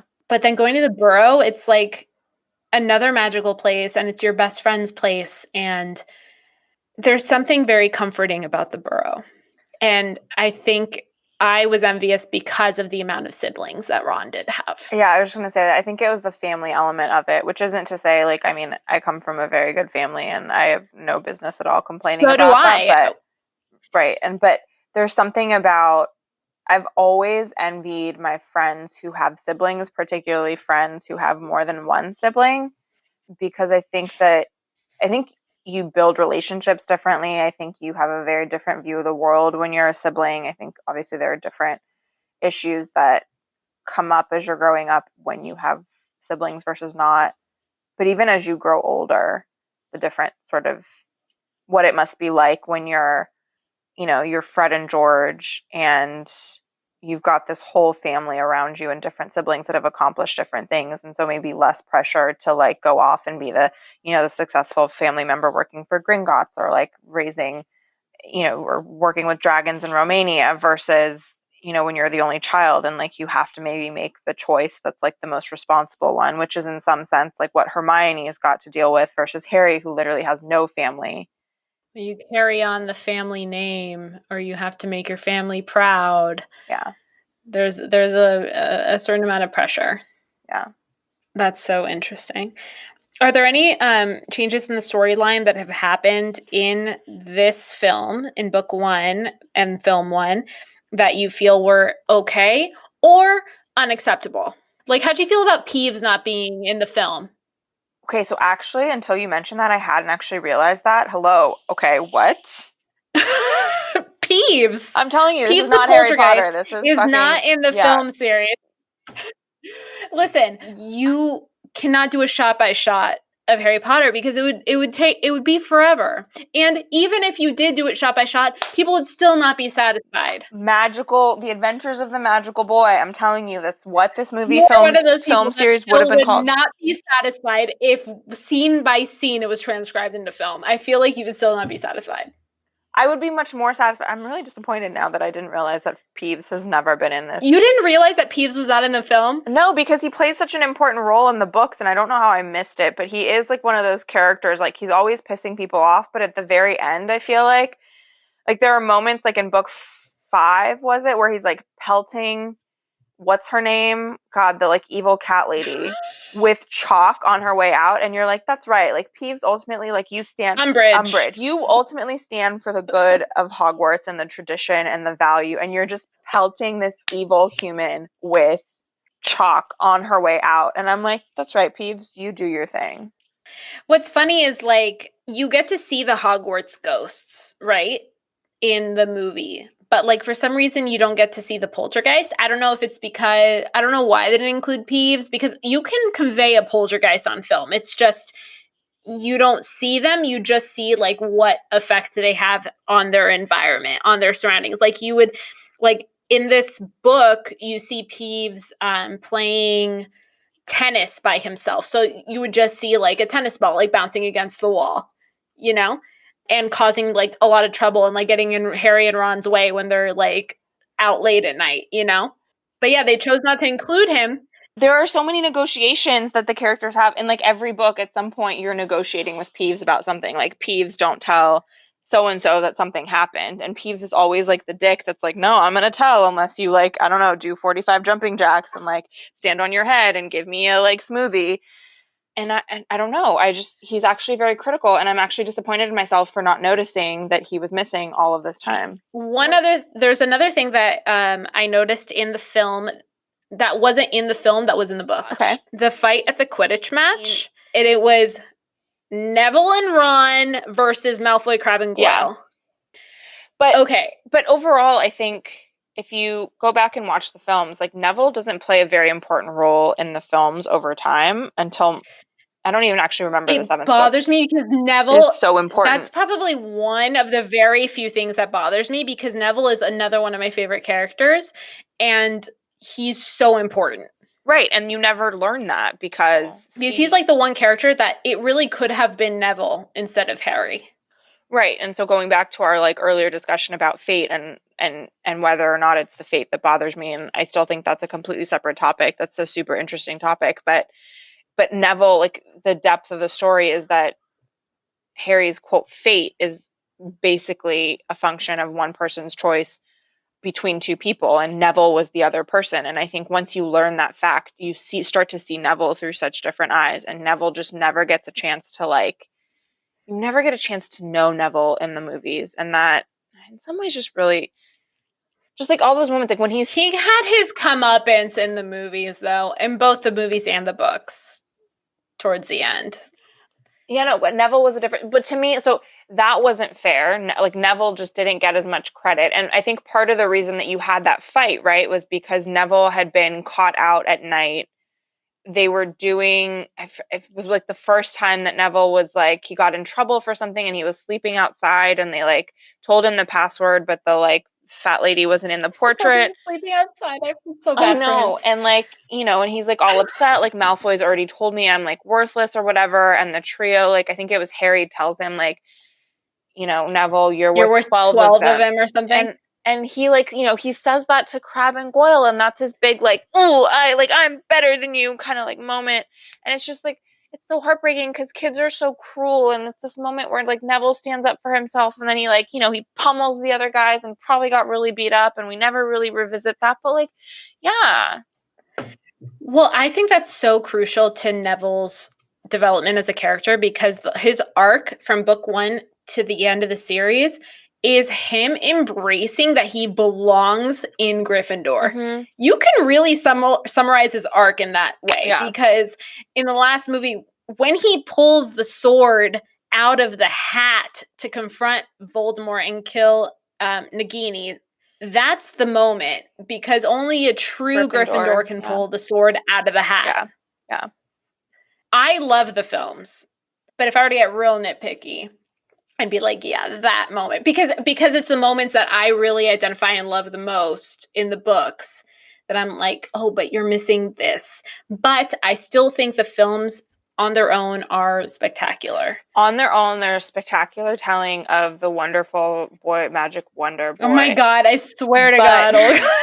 I mean, I want to return to this conversation of what's missing, and I think there are two relatively critical things that, aside from the fact that I missed Peeves and I'm so upset about this, but two things that I think that are missing from the film in book 1. Film 1 stayed as true as possible to book 1. Mm-hmm. Way truer than any of the other films. But I think, so when they're down facing Voldemort for the first time, right? And so you've got, obviously, the issue with the Devil's Snare, and Hermione thinks where do I find wood to create fire and light when she's a witch, right? And you're oh great, she has this moment where she kind of stumbles, but then she more than, I think, recovers. She more than adds value when she makes it through the logic puzzle that is Snape's potions test, which go her for the fucking bravery to be I'm sure. Drink this. I just figured out it's not gonna kill you. Right. I'd be I don't know. I just relinquish all responsibility from this task. Right. And she rereading it the last day or so, she very certainly tells him, he's are you sure? And she's I'm positive, with no questions, no doubt, no nothing. In my mind, a client asks me a question, it's literally written in plain English, does it say blue? And I'm well, I'm reading blue, but I'm pretty sure it says blue. But she's you could die if you drink. And she's certain. And she's 100%. She's no doubt about it. Yeah. And in some ways, that is so more so than the bossy nature of Hermione that gets portrayed in the first movie. I think that's a characteristic about her that I think is so valuable, that she's super freaking sharp. She's very, very, very smart. And she's got a confidence that I certainly didn't have when I was 11. I'm 29 now, and I certainly don't have that confidence, but she has it at 11, and this certainty that, yes, the logical reasoning that I use to get to this, I'm 100% sure this is the one. And if you add the factor that she didn't know that she was a witch until she got the Hogwarts letter, and that this world is entirely new to her, that blows my mind completely. But then I think the other piece of that sort of does a disservice to the trio is that it's in that moment that Harry kind of steps into this leadership position. He's okay, there's not enough potion here for both of us to drink it. I'm going to drink this. You drink the one that takes you back. you go get Ron, revive him, get on the brooms, go get Dumbledore. And he takes like charge as an 11-year-old being like, or 12-year-old, no, 11-year-old being like, hey, you go do this thing, in a way that I've seen grown people not be able to take that amount of charge. And so that to me too is like an element of character development where you've underserved three people. You've underserved Neville, you've underserved Harry, and you've underserved Hermione. And I get it, it's film and we can't do everything all at once. But to me, those are such beautiful developments of character in a novel that I wish the world could have seen like live in film, in color, in like fantastic visual effects that we kind of missed. I was also just thinking about how reading the book this time around, I had the epiphany, and maybe everyone else that is a fan and reads these books and watches these movies had this thought before I did, but it was the first time I thought of it. The ending of this book is a mirror image to the ending of the last book. Because in this book, Ron sacrifices himself and Harry stays behind with him so that Harry can go on to confront Voldemort. In the last book, Harry sacrifices himself so that Ron and Hermione can go take care of Voldemort. So it kind of rounds itself out to the true team aspect of their relationship, of their mission. They are a true team in the books. Which, again, I guess you kind of get it in the book, in the movie. Like, you get that they're all friends now, but I don't think you understand the depth of it. Like, for him to be like, I'm going to go get killed right now. You guys make sure to kill the snake and make sure to kill him. That is an insane amount of trust that he is putting into his two friends. Right. And it's earned because they went through everything together. All the other 6 years. Yeah.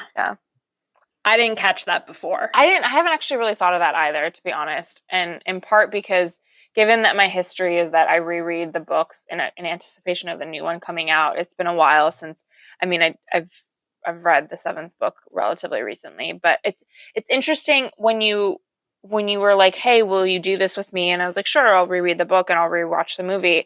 And I felt like this time I read the book maybe a little bit more closely than I had read it in recent history. Like a lot of the time, I think when I reread the book, I reread it for the pleasure of the experience. And because in some sense, like I know what's happening or I know what's going to happen, I'm almost skimming the book. Right. And this time I think I really sat down and like forced myself to read every single word for what every single word was worth. And there was, there was more in that than certainly just the experience of reliving Harry's adventures. And so it'd be interesting to me as a personal project to do that with the other books, though I'm not sure I would do that with the second, because the second is probably my least favorite of all the books, but certainly with the others. I have a hard time with the second one too. But yeah, I hadn't actually seen that either. So when it comes time for me and either my personal life or in whatever project I take on next is to reread the 7th book and maybe find that, because I hadn't seen that, and that's actually super interesting. But again, like I wonder how much of that gets conveyed in the film, because you're lost in all the activity that's going on in the film. Yeah. My last gripe and the differences. Yeah. Is when the book starts out, it starts out talking about the normalcy that is the Dursley household, and how on the day that Harry gets delivered to the Dursleys, like Vernon goes to work, he happens to be so engrossed with his the big order of drills that's coming in that he doesn't see all the owls that are flying past his window every day. And I know that they kind of tried to pay homage to that in the film by having like pictures of all these owls outside of the house on the day that like all the letters are delivered through the chimney in the kitchen. Right. But there's something about scene setting and context setting and stage setting of like, you've got these 3 people that view themselves as so normal and so fucking boring and fucked up in their boringness, and they're like pandering to their like fat obnoxious baby son, that like you don't get that in the film. And I agree with Stevie that you can live without it, but certainly in your understanding of why they're so opposed to Harry when they get him, it's so critical in the book that like you understand that they are the picture of normalcy, right? Fucked up Right. normalcy, but they are the picture of the fucked up normalcy. And that's why Harry is such a sort of threat to that state of play, that like state of being that they've been living in and enjoying together for so long. Oh, 100%. But I agree with Stevie that Like, in the film about the Magical Boy Wonder, you can live without that scene. So I will give it to Stevie. you're never going to let that go. I'm never going to let it go now that I've found it, and I understand that adaptation is not about bringing to life the miracle of the book that you've read, that it's like a remix. It's interesting that you bring up the beginning because I did notice something, and maybe this is like a really lame observation, and you'll probably have the answer for me in 2 seconds, but The faith you have. how do people know? How do the magical people know that Harry is Harry? Because he says, like, one time I was walking down, and this is like chapter 1 probably, or 2. He's like, one time I was walking down the street and some guy in a funny outfit bowed to me. Some person shook my hand once out of nowhere. It was like these witches and wizards were recognizing him. Was it because James was famous and that he looked so much like James that people were like, oh, that must be James's son? I mean, I imagine there must have been at some point. I don't think there's ever an answer in the book, so I don't think it's a lame Particularly question. because he's not known once he's 10, right? Like the last time he was seen in that world was when he was a baby. But I think it must be the case that even in like the Daily Prophet, once James and Lily died, there must have been some sort of obituary. There must have been some sort of article written, if not more than one article written, about sort of the falling of the Dark Lord. And one would think that if there were pictures out there of them as a happy family, then you would have at some point seen, if not Harry as a child, and I think obviously the actor Matthew, whose last name I can't remember, who grows up to look nothing like his childhood self, but you know, Matthew yeah, Lewis. but Hot Neville. Certainly what the infant looks like may tell you nothing about what the 11-year-old child looks like, but at some point there must have been pictures somewhere in the Daily Prophet about what Lily and James looked like, and that must have informed people. And he's told so explicitly so many different times, you look just like your father, except you have your mother's eyes. And I think presumably seeing a photograph of that would have been enough to clue people in. Because I think at 11 you look, actually I guess my argument about Neville is completely unwinds what I'm trying to argue here, but there's enough inkling, I think, maybe when you're 11 of what you might look like. And certainly we never have any indication over Harry's like pubescent years that he starts to look anything other than like his father, and the resemblance is so strong, right, that it must have been enough. But I agree, it is sort of this odd moment of like he's famous in the wizarding world with no regard to the fact that he's actually never been seen in it because he's been living in a cupboard for 11 years. There were a couple other things that I noted in the last scene when Quirrell is fighting Harry. Mm-hmm. When Voldy is fighting Harry. Voldy. Stevie and Voldy. They're basically the same person. Voldy. In the books, it's written a lot more gruesome. Yeah. Because Rowling says he starts to blister when Harry touches him. And I imagine conveying that on screen would scare the shit out of children. So there's something like different about reading, his hands start to blister, and actually seeing on screen someone's hands and face start to blister. Because in the film, he actually just turns to stone and starts crumpling. Okay. So, true story. I'm going to confess something.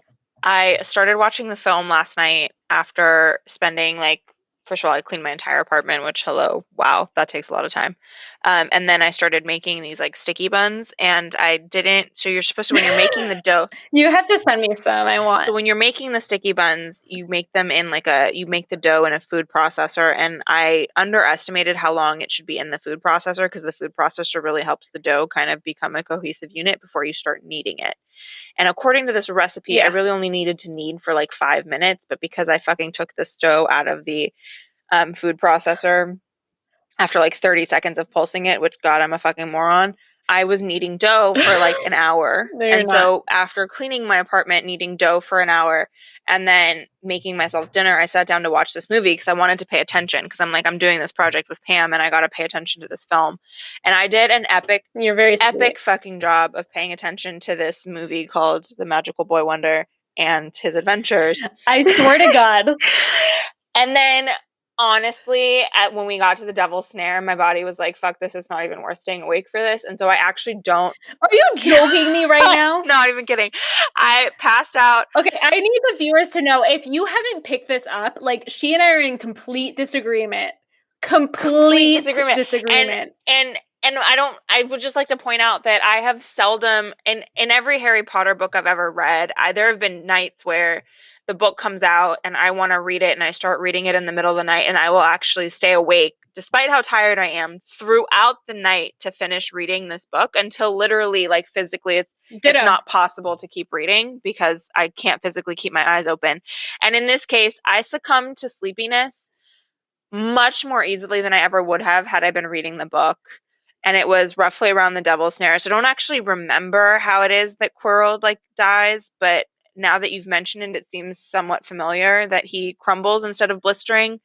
Once Harry touched him with intention, he started turning to stone and crumbling, which was interesting because he grabs Harry by the neck and pins him, but nothing happened to him when he grabbed Harry. But once Harry decided to grab him back, that's when he started getting hurt. So I'm like, wait a minute. I thought the love that was protecting him was in his skin. So if you should have started crumbling the second you fucking touched him, but maybe it was once Harry had the intention to start hurting him. I don't know. Think that's true because when I was reading the book, I think it's the case that Quirrell goes to grab him by the neck and he can't hold on, and he says to Voldemort, who's like the other side of the face, like, I can't hold on to him, my hands are burning. In the book. Well, I'm wondering if that change happened because they knew that children would be watching. I don't. And that it's more palpable when you're seeing it with your eyes instead of reading it. I don't know. Maybe because as a relatively young child, I remember I was like not paying attention. I was pouring myself a pot of tea or a cup of tea, and I like took the pot of hot water and like wasn't paying attention, got distracted, and ended up pouring hot tea on my leg, and like my skin blistered because that's what happens when your skin burns. No. And so in my mind, like reading that's a very potent potent image because, and certainly like Jk Rowling describes it as such. It's a very, very potent image of like his skin turns red and it starts blistering, and the longer that Harry holds on to him and the longer he tries to hold on to Harry, the worse that it is. And obviously like Harry, the blinding pain of it makes Harry pass out. But maybe you're right. Maybe seeing it would be even worse. But certainly I think the part that's really messed up in that is that the reality should have been that the moment that Quirrell touched him is the moment that he should have started to turn to stone. Yeah. I had one more observation before we get to our next section. Please. Fred and George in the books. Amazing. We love Fred and George. Their love and kindness for everyone, and particularly their siblings and Harry, is so much more palpable in the books than it is on screen. I still love them on screen. Yeah. They're still so likable and so funny.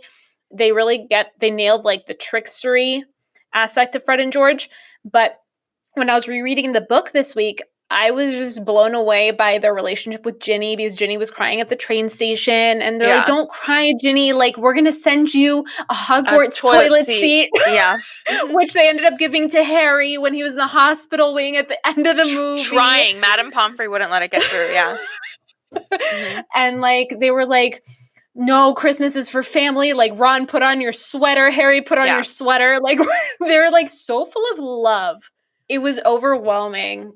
We can totally go to like the only child like crisis that like I have, but like they're such good brothers. But I And agree with you. You completely miss it because you have all these like sweet moments. Even like one of the things that doesn't happen in the film but happens in the book is that there's this moment where Fred and George help Harry get his trunk onto the like one of the last cars because Harry's all by himself. He doesn't have parents or anything or friends, anyone to help him like board the Hogwarts train. But you have Fred and George who help him carry his trunk up, and it like occurs to him like we think this might be Harry Potter. So they tell Molly and Ron and Ginny, who are like, oh, so excited, like, could that really be him? And then Molly's like, even if it is him, it's not your business to stare. Like, staring's rude. Don't be rude. Like, can you imagine how hard this must be for him to have this experience without his parents? Like, could you please be empathetic? And they are, because the first time you meet Ron, he's like sitting in the train car with Harry, and he's not saying anything, and he doesn't say anything until Harry or Fred and George come by, and they're like, hey, we're gonna go sit with Lee Jordan because he's got this gigantic tarantula, which is fucking disgusting, but they're boys. And he's like, by the way, we forgot to introduce ourselves. We're Fred and George, and this is our brother Ron. And that's really what breaks the ice, like between Ron and Harry. It's not Ron and Harry that break the ice with one another. It's really these brothers that are like, hey, this is how you be make compassionate friends. and warm. Like, this is what it means to be kind to people. And that's completely left out of the films. And Oh, it and they seems totally babysat Harry throughout all the Quidditch matches. right. And I think it seems fair when you're writing this screenplay. Those are like moments that seem very easy to like just cut out because all they do is take time. And from the screenplay perspective, I understand why you need to save that time because there are so many other adventures that have to happen. But that to me is like the character building of why over time people fall so deeply in love with Fred and George and why it's so devastating when you get to book 7. And one of them has to be without the other. Yeah. Fucking awful. So Which I had like a bunch of questions for our question of the day, but I feel like we in one way or another covered them. So here's the one that I think I'm left at and I would love to hear your thoughts on. sure. Who is the most courageous character in this book? I think for me it might be Neville. Ooh. Ah. And That's a I great think answer. I think for me the biggest like Only getting characters fucking 10 points? What the fuck, Dumbledore? I agree. Granted, I still think I love all those memes that are like, "Oh yeah, you've come down to the wire," and like here's like just enough points to beat Slytherin on the internet. Which wow, that really just describes my social life. Go ahead. Anyway, I'm with I you. It's fine. think I think because in my mind that like the cast of characters to whom you ascribe courage are probably in this book. Obviously, the trio. I Mm-hmm. think Neville and I think Snape are probably the 5 characters. Sure, math is hard. The 5 characters that I think you could, in my mind, I think are eligible for the Courage Award. I think Snape for Harry, me gets the Courage Award for the entire series, but yeah, it's not showcased yet in this particular installation. sure. And I think in this book Harry is like the obvious choice because obviously he faces down Voldemort kind of blindly. But to me, that's like to me, what resonates there is like the Sorting Hat's initial assessment that like you have a thirst to prove yourself. And in some sense, to me, that is almost about Harry's sort of like infantile thirst to prove himself than it is about courage. You have, I think, Ron, because he takes the blow by the queen in the chess match, which is a courageous activity or a courageous move. Totally. Can you imagine knowing that you're going to get your ass beat? Yeah, but and that one to me is certainly courageous in that moment, but maybe not doesn't quite rise to what to me Neville's courage is. I think you've got Hermione, who I think is courageous. I think just in who she is as a person. I don't think she ever sort of strays from who she is as a person. Her courage in that moment when she definitively says this is the potion that you need to take to get to move through the next wall of fire. Snape, I think, is courageous because he takes on Quirrell with no one really knowing, and in some sense courage is really doing the thing that's hardest when no one is acknowledging what you're doing. and I think a lot of my choice of Neville is probably influenced by another podcast that I listen to relatively regularly called Harry Potter and the Sacred Text, and sort of the We're big idea fans that of that. Shout out to Harry Potter and the Sacred Text. Vanessa, Casper, please come on my show. I support that. But I think, one of the things that they've talked about a lot, and I think one of the things that becomes so abundantly clear, and one of the things that Dumbledore, I know gives Neville a lot of credit for, is the capacity to stand up to your friends, and to, particularly for someone like Neville, who has no friends, who's constantly the butt of every joke, who's so insecure, who's so worried, who doesn't know, who's just trying to do the right thing. And in the face of like being the outsider, the face of being like that lonely, the face of being that downtrodden, like everyone's constantly shitting on you, and to still try to do the wrong thing in the face of people who, like, Harry told him, like, you're worth 12 of Malfoy, but like he still stands up to like this person who told him this like really beautiful thing and says, I can't let you go out. Think of Gryffindor on the night that they go out to like go down the trapdoor. And I think, especially at like being 11, like when it feels. He didn't even think he'd get into Hogwarts. He had a hard time making friends. He doesn't have brothers and sisters at home. His family really didn't believe in him all that much. Like, takes a lot of courage to do what he did, to risk not having those friends anymore.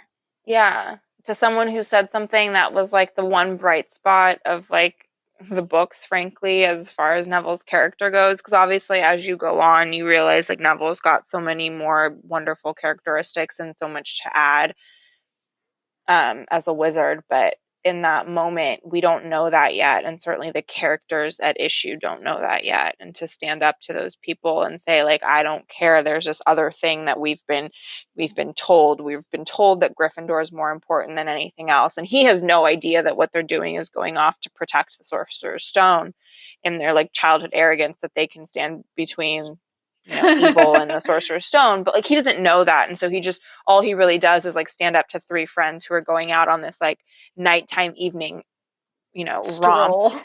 Right. This romp of like points losing, trouble inducing adventure. And he just says, no, you can't go out and be like the cool kids causing all the trouble because there's something bigger at stake. And there's something so genuinely innocent about him. And that courage of like genuine innocence, to me, I think is the most courageous in the book, because everyone else I think has an excuse for why they behave that way, and Neville has none. There's no reason why. It's not arrogance, it's not pride, it's nothing, I think, but courage. I completely agree, and I think Neville is an excellent choice. It was honestly in my head when I was thinking about this question about who's the most courageous, I was thinking that it was probably a tie between. Well, Snape obviously is numero uno for me throughout the whole series. Like, he's my favorite. You love him. He is absolutely my favorite. But in this particular book, you don't get to, see that part of him quite yet. So I would say it would be almost a tie between Hermione and Neville. And you mentioned everything that I love about Neville's courageousness. So I'm just going to reiterate Hermione's. If she chose the wrong potion, Harry could have died. Yeah. And she could have died. Yeah. But she was certain. Yeah. And that is very brave and very self-assured for a person of her age. Yeah. So, love that moment. Yeah. I agree. Olga. Yes. One can argue that fan fiction is a form of adaptation. We before we get to this fabulous question of yours, I actually am really curious. Yes. Because one of the questions you sent me was, what would you be most interested in taking what class would you be most interested in taking at Hogwarts? And I find this to be yeah. I find this to be an interesting question. So which one would you choose? Okay. I would say I'm torn between divination and defense against the dark arts. But if I were to do defense against the dark arts, I would want either Snape or Lupin to teach me. Okay. So you're wrong about Snape, but definitely Lupin, yeah. I would want Snape as a teacher because he's really smart. I want Snape to teach me how to occlumency. Occlumency. I just appreciate his knowledge. I think Snape is a brilliant, brilliant professor. he's got a bad rep because he's got a shitty attitude. But like, once you understand why, I totally feel for him and get it. Sure, but I feel like you don't ever really get to know why he has that bad attitude unless you're like Harry. And so really you just got this like really bad attitude fucking professor who's like, I'm a douche 100% of the time. Basically eat my shit, do your homework. There's a great, oh my God, speaking of Snape, there's a great moment I caught in this viewing of the first film that I never caught before.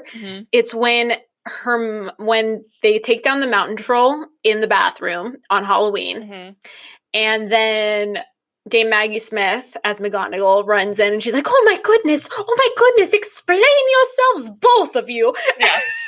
And she's not even acknowledging that Hermione's in the room because, like, obviously it wouldn't be Hermione's fault because she's the goody-goody, right? And then Hermione takes the fall, right? When Hermione's taking the fall, there's a great shot of McGonagall, Lupin, Lupin's not in this, of Quirrell. It's McGonagall, Quirrell in the corner, and Snape. Alan Rickman pulls this fucking look. I need to send you the screenshot. He looks at Hermione as she's like making up this lie, like this. Like, bitch, you're lying.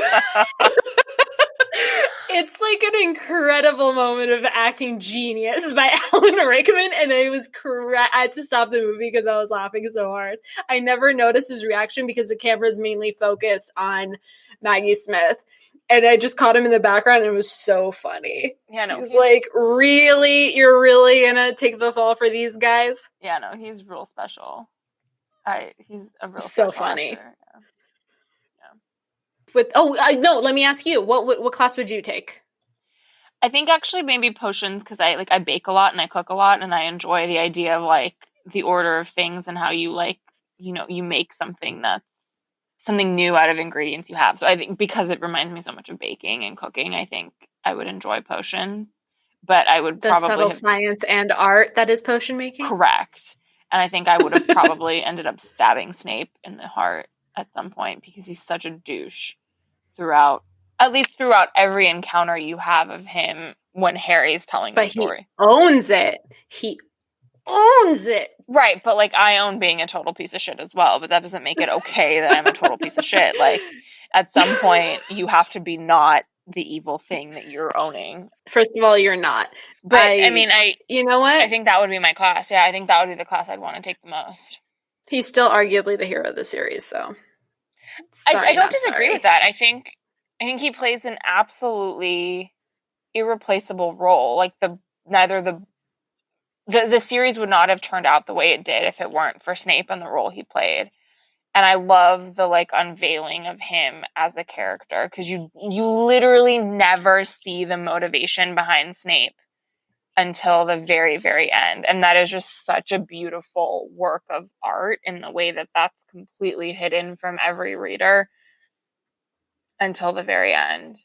And it was hidden from every reader except Alan Rickman, because apparently Jk Rowling, and I remember I sat in a workshop that he was running when I was studying abroad, and he was talking about how she said, just hang in there with him. There's more to him. And she told him like a little bit of the backstory. Because if it's written on the page like that, like, oh, this teacher's just a douche and he hates Harry because of, how he's famous for this thing and he has some sort of dark history, it's a little one-dimensional. Yeah, definitely. But Alan Rickman does not play this character one-dimensionally. Not at all. Yeah. And I think it's really cool that she gave him that information. Well, so the interview you sent me, so it was the interview you sent me, and then YouTube does the thing where it plays the next thing. And the next interview was an interview with Daniel Radcliffe and Jk Rowling, but like clearly while they were still filming the seventh movie, the second half of the seventh movie. And Daniel Radcliffe asks Jk Rowling, like, did you ever give anything away to anyone? She's like, well, actually the only person I ever really told anything to was to Alan Rickman, which was to tell him like that he actually really loved Lily this whole time. Mm-hmm. And it's I mean, it'd be interesting for me to know, maybe I'd have to go back and watch the interview again, but when she told him that and whether or not that had any impact on the way that Alan Rickman played the character. Because certainly in the first movie he wouldn't have known that. And he does this really lovely way, like just really lovely job of being like just a dick to Harry. And he never gave, even like from what I remember of the movies, he never gave away that like he had known that this was all along the underlying motivation. And certainly while reading the books, you never had any inkling. But if you look at how he interacts with Harry, you could almost see like it's not even like he's looking at Harry. It's like he's looking at James. I don't know. I think there's so much to be said about the fact that, yes, he's looking at James in everything except for the eyes, and the eyes are Lily's. And I do think that there's so much, even when you think about like the ability of any person to, in conversation, hold another person's eyes, like the depth of connection that lies within someone's eyes and how much you can attribute to that. And so I wonder how much of not just Alan Rickman, but Snape as a character, how much of when he's seeing James and everything about Harry other than the eyes, how that must have impacted. Yeah, because he's got this mission, right? From before he showed up at Hogwarts, he's like, I'm gonna protect this person because I loved his mother. And it's also the right thing to do. But God, I hated his father. Mm-hmm. And God, he looks exactly like his father. There's a lot of complexity there. I'd like to know when she gave him the information, if it was from the get-go or not. Because I know that she wrote the epilogue like way in advance, and she had to even change it to include Lupin and Tonks' death. But I don't care what she wrote in advance. It's a separate conversation for a separate time, I recognize. But we're going to have the conversation towards the end of the last book of the series. She got tired. She was done writing the series, and that was very abundantly clear in the way she wrote that epilogue. Oh my God. I so disagree with you, but sure. That's fine. Do you have favorites when it comes to fan fiction of the series? Have you read any fan fiction? And or like, are there any games or websites that you take part in? Because that's just a whole different form of adaptation. Agree. It's a whole different form of adaptation. When I was reading the series originally, like towards the end, she had, built out the Pottermore website, and it certainly was not at the same level of built out that it currently is. Right. But she had started to build out the Pottermore website when we were still reading the books. And I did go on there a lot because I think I had such a thirst for like what these characters' lives were like, because I'd followed them at this point for like 7 years, and I just loved the world that they belonged to, and I wanted so much to know them as people. And so I did spend a lot of time trying to like poke around the Pottermore website, figuring out who like all these other characters were and what their backstories were. And I think somewhere deep in the recesses of my mind, like still hoping like maybe it's not too late to get like late admission to Hogwarts. What house did you get sorted into on Pottermore? I got sorted into Gryffindor, but I didn't take that until like last year, interestingly enough. I think I got sorted when I joined Pottermore. I joined it right when it started, and then I kind of rediscovered it maybe a year ago. And so I took the test twice, and I got sorted into Gryffindor and Ravenclaw equally. Interesting. Which I'm okay with because there's like a house cusp theory. And if there was a house cusp, Hermione would also be Gryffindor, Ravenclaw. Yeah, I think that's right. I'm cool with that. Yeah. Yeah, no, so I think Pottermore is probably the most extensive amount of like fan fiction I've participated in. I will admit, I for a little while was reading fan fiction in part because it came about, I think, roughly around the time that book 5 came out, and I had finished reading that, and I think I was so touched in a very like sad way about the death of Sirius for so many different reasons. And this idea that they had this relationship with Snape that was so broken when they were kids. And there was a fair amount of fan fiction that I stumbled across that had to do with like the Moody, Wormtail, Padfoot, and Prongs as kids. Mm-hmm. And that to me seemed really interesting. And I think if I ever wanted to go sort of delve back more deeply into any of that sort of, the adaptation in the form of fan fiction, it would be in sort of what their childhoods were like and what their time at Hogwarts was. In part because I think you're invited to think about it by virtue of the Marauders map and what that means for Harry. And he's obviously invited to think about what it must have been like to be his father walking through the halls of Hogwarts and having all these experiences, and certainly questions like if you had gone to the exact same school your parents had gone to, the questions you might have asked your parents about, like, well, what was that experience like that you never got to ask if you were Harry, because your parents didn't exist, and every chance you got to sort of meet someone and talk to someone who could have given you any inkling of what that experience was like effectively has died or shut you out in some way, shape, or form, because they weren't close enough to you, or they didn't feel it was appropriate, or they didn't have that relationship, or they died. But that to me was always really interesting, is what it must have been like to be at Hogwarts when you were with sort of the gang of James and Remus and Sirius Absolutely. and Peter and like Lily, because you get this introduction of like Lily actually not really liking James when they were super young, because James is a fucking jerk. And she was closer to Snape.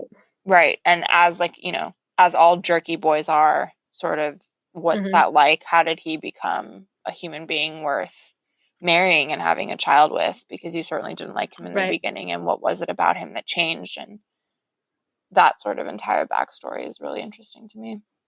Yeah. I think that's a wonderful answer. It's way deeper than my answer, which is I once came across a piece of fan fiction that was a love story between Draco Malfoy and Harry Potter. Yeah, those exist in the world as well. Very sexy piece of fan fiction. Those exist as well, yeah. All kinds of stuff exists in the fan fiction.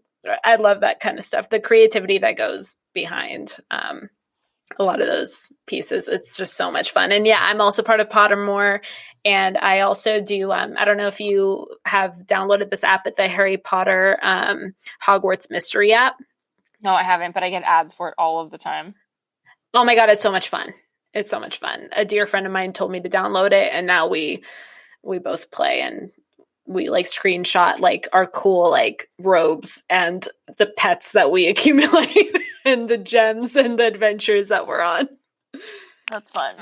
Is there anything that you would like to address before we go? I think the only thing I'd like to address is that I actually really am grateful for you for sending that link of, Joe talking to Stevie, because it did certainly change my mind. And I know that certainly in this discussion, I've come off as very negative or anti the Harry Potter adaptation, but you're never going to call it anything but Magical Boy Wonder. Yeah. But I thought that conversation between Jk Rowling and Stevie, whose name I apparently refuse to remember. Steve Kloves, the screenwriter for all of the films. Sure, that guy. I think it was just so insightful and interesting to hear their conversation, and the fact that Jk Rowling was so forgiving and accepting and understanding that really an adaptation is by no means what I wanted it to be, which is bringing to life the experience, but it really was just how do you reinvent this for a completely different medium. And maybe that's what adaptation is meant to be and should be, and just something that I personally struggle with because I feel so strongly and so closely to this particular series because I grew up with it, and because I really do love it, and I love its depth and its breadth, and its, I don't know, just everything about it is so heartfelt and warm. And to see it be adapted in a way that is frankly as honest as probably any adaptation could be, for so many years, for so long, felt like not enough. And there was something very inspiring about listening to Jk Rowling essentially accept Stevie's adaptation for what it was, and it made me a little bit more forgiving, which obviously has not come through in this discussion, but did make me a little bit more forgiving of the adaptation and the films and how they've played out. So I Thank you. No, I think it came through. I think it came through. I think also like the hilariousness, and I think that like when you care about a piece like the way we care about it, and so many, you know, thousands, millions of people care about this, the job of the person adapting it just gets harder and harder. Yeah, no, he did not have an easy job ahead of him by any stretch of the imagination. No, totally. Yeah. Totally. Thank you. Thanks for having this conversation with me. This was great. Thank you for coming on the show. You've been incredibly insightful and eloquent, and I honestly expected nothing less. I am so thrilled. Olga, is there anything that you'd like to share? Do you have any projects coming out? Are there any books that you're reading that you're loving and that you recommend to our listeners, or movies that you would like them to watch? Where can we follow you? What's going on in Olga's life? So definitely don't follow me. I'm like the world's most boring human being. Plus, I think she's private, so yeah, she's probably not going to add you. Nothing to say. I'm currently watching The Sopranos, which is an total adventure in and of itself for a lot of different reasons, for an entirely separate discussion. I've just recently watched Knives Out. I highly recommend that to everyone. Books I'm reading this book that I actually found through a different podcast that's called Love Letters. The book is called Tell Me What You Want, which is just really interesting. I fucking hope no one I know ever listens to this, with all due respect, Pamela. It's really interesting. It's like the... God, what was the name of the guy who did the big sex study in the 60s? And it's basically like bringing that current. It's an entire book about like sort of what people fantasize about. Are you talking about a series? No, this is literally just some nonfiction book that I heard about on a different podcast and started to read because I thought it was interesting. A nonfiction book about sort of human sexuality and fantasy, and it's very interesting. Very, very interesting. You just reminded me of a series that Michael Sheen was the star of, and it was something about something sex. I never watched it. I need to look it up. Yeah, no, this is literally just like a nonfiction book by a psychologist. Masters of Sex? No? Nope. Different thing. I've heard of that, but no, this is just a nonfiction book. That and What Everybody Is Saying, which is the body language book by the FBI guy that you told me about. Yeah, I picked that one up too. Yeah. Splitting between the two of those. So that's been really fun for my dating life, is like telling the person that I'm out with that I can totally read everything that their body is saying to me. Someone asked me, they're like, what is it saying? I'm like, you really like me. But then we never went out again. So what the fuck do I know? That may say nothing about you and everything about the person, but yeah. So funny. Yeah. Good recommendations. Thank you. Thanks for having me. This was a fun conversation about a very fun topic. So I appreciate the opportunity to chat. I'm so glad. I appreciate it too. Thanks so much for listening. This was Based on, an Adaptation podcast. I'm Pamela Portnoy. We'll have a new episode out to you every other Monday. You can find us on iTunes, Spotify, Stitcher, Google Play, and YouTube. And please don't forget to subscribe and leave a review. You can follow us on Instagram and Facebook at Based On Podcast. Thank you so much for listening. Thank you so much to our guest, Olga Zolotnik. And thank you to Tiffany Haymoff, Jackson Palmer, Claire Palmer, Maya Ashkenazi, Jordan Ross Weinhold, Jason Crow, and Soundwork Studios. Bye! Doodles!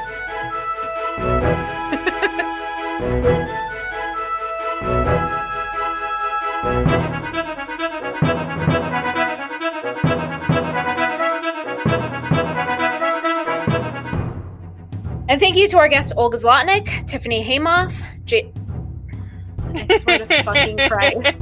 This is what it's like in a self-tape room with me. Fuck my life. We got this far, didn't we? You can do it. I have faith in you. I literally have one sentence to say.